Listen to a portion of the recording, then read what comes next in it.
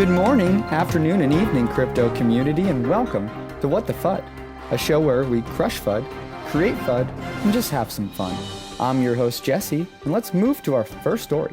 We've had an active week with riddlers and bears, so let's turn it over to Huge Ass, who has a PhD in riddle conspiracy, to give us the roundup.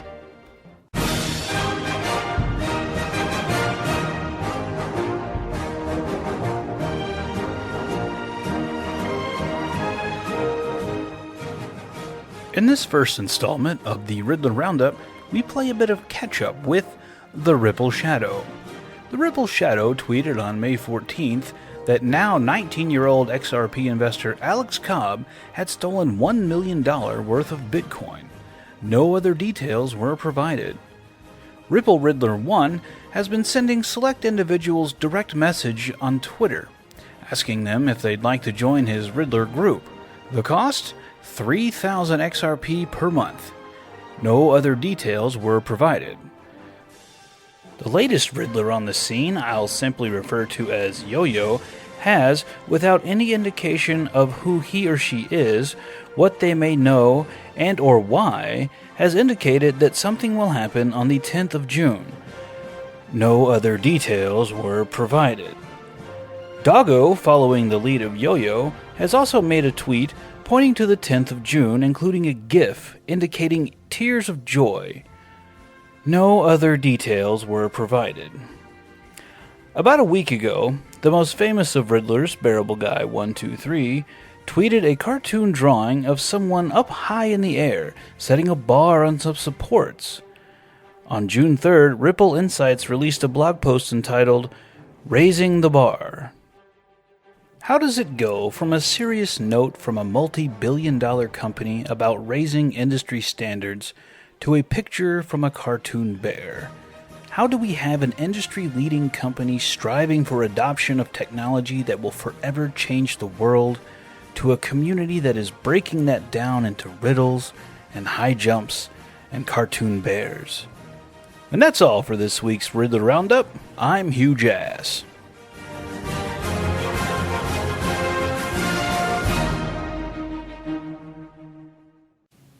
Thank you, Huge Ass, and might I say, what a huge asset you've been. Now let's turn to a more educational, FUD-crushing story with Simon. And welcome to the breaking news story. The breaking news story this week is MUFG and Santander join forces with a group of 14 other banks to create a stablecoin, which is apparently the new Ripple XRP killer. We've heard this phrase lots and lots of times before. Everything's a Ripple killer. JP Morgan coin's a Ripple killer. This new one's a Ripple killer. There is lots of Ripple killers. The point is that all of these banks are allocating funds to create these stable coins. So as well as keeping up Nostra and Vostra relations all around the world, they're actually allocating more capital for a stable coin, increasing their tied up liquidity. This is contrary to what the XRP value proposition is. When all of this comes out, and I would imagine that this is how it's going to play out, is that these banks have created a stablecoin to run this nice little central ledger where they've just got one source of liquidity. Once they have run this little stablecoin, and once they've done this little experiment, proof of concept, whatever you're going to see, whatever you're going to call it, I'd imagine they will move on to something else. Because BTEC, when they launched with Ripple, and when they launched with XRP, they expanded their business 800% overnight by dropping their fees to $2 because they did not have to use the correspondent banking network. When you do not have to use the correspondent banking network, you are not tied to the compliance costs involved in the correspondent banking network. A stablecoin will never beat access to free or virtually free or virtually very, very, very cheap liquidity. When you have access to on-demand liquidity, you can grow your business exponentially. You can fund exponentially more. You can serve exponentially more clients because you do not have to set up relationships like you do when you start these stable coins. Stable will never, ever, ever beat on-demand liquidity. It is that simple. Whether this comes from XRP, whether this comes from Bitcoin, whether this comes from... I don't care where it comes from. No stablecoin will ever beat a source of on-demand liquidity. Thanks for tuning in. We will see you next time. Thank you for that very informational piece, Simon. And I'm sorry to tell you all, but I've just heard some terrible, terrible breaking news. If I'm hearing this correctly, and I believe that I am, in a tragic turn of events, our beloved digital asset, XRP, has just died. It's gone to zero. Let's turn it over to Shaunus, who will give a eulogy on this matter. Dearly beloved XRP community and investment family, we are gathered here today to celebrate the remarkable life of our long-time, most revered digital asset, XRP. XRP was the greatest digital asset ever created before its untimely passing, so let us take a moment to reflect on and appreciate some of the qualities that made XRP so dear to us all. It lived fast with settlement speeds of 3 seconds and under. It shone brightly, claiming number 2 spot on the crypto market cap over Ethereum, and it was well on its way to dethroning Bitcoin from the number 1 spot. It came from a progressive family, having been conceived from multiple fathers, including David Schwartz, Jed McCaleb, and Arthur Brito. XRP was smart, consisting of remarkable software technology with a lot of different talents, many of which sadly went unfulfilled and did not find use cases. XRP showed great patience and restraint, maintaining a stable value of 30 cents for months at a time. It was kind, allowing us deer hodlers a lot of time to accumulate and build our positions. Sadly, XRP did not live a rosy life filled with the success and love it deserved, but rather it lived a short and harsh existence, knowing much cruelty and bullying from the wider public at large. XRP's friends and family understood the asset well and loved it for all that it was, but those who did not take the time to get to know it often disregarded it outright, or worse still, attacked it for being different.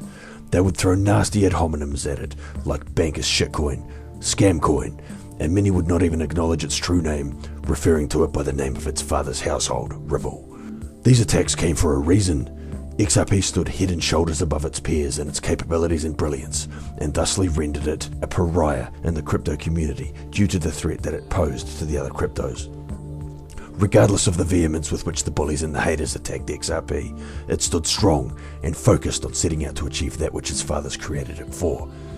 Ignoring the FUD, the XRP family held firmly to the belief that one day it would change all our lives, and from strength to strength XRP showed it had what it took to be the best. So it is to our collective sadness that XRP has passed away from the cancer within the community. None but a few saw it coming. The cancer was slowly eating away at it from the inside, affecting its long-term success in the digital asset space and destroying its community and family. So with heavy hearts, we now say goodbye to our beloved XRP, loyal digital asset, the greatest ever created. We say goodbye to our dreams of a better future, a salvaged world economy powered by the brilliance of XRP. And we say goodbye to a cherished friend that united strangers from all over the globe to share a common dream, that of freedom, happiness, and love. Let us never forget all that XRP could have been.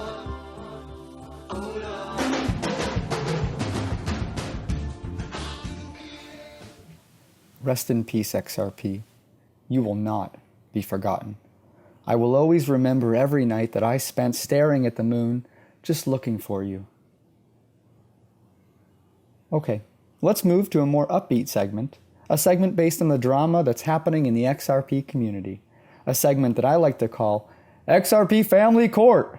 This week in XRP Family Court, we saw a Twitter brawl between Sam I Am and Crypto King Joe, reminding me of that time my Aunt Jolene chased my cousin Ricky around the kitchen with a rolling pin. Sam I Am kicked it off by raising questions regarding CKJ's integrity, asking CKJ to provide proof of payments that he allegedly did not turn over to St. Jude's. CKJ had recently underwent a scandal of numerous alleged messages of his being leaked all over crypto Twitter. CKJ immediately responded with, "Ha ha, tell him, holy moly." CKJ then alleged to have DM'd Sam information, which Sam quickly disputed as containing only insults at Sam and no actual proof of payment.